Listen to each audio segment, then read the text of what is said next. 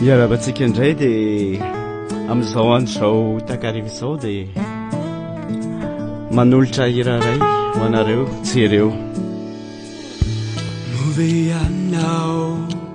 efa nahita jereo mihoatra izany raha tena marina dia nio lalina fantaro raha marina jereo mihoatra izany fa maminany tsy niovavy izy andrinao ve ny fiovany ny raha ao ambony aza nanolotra ny rany na dia lafatra azy izy tsy nitsara ireo nany jereo mihoatra izany jereo toy izany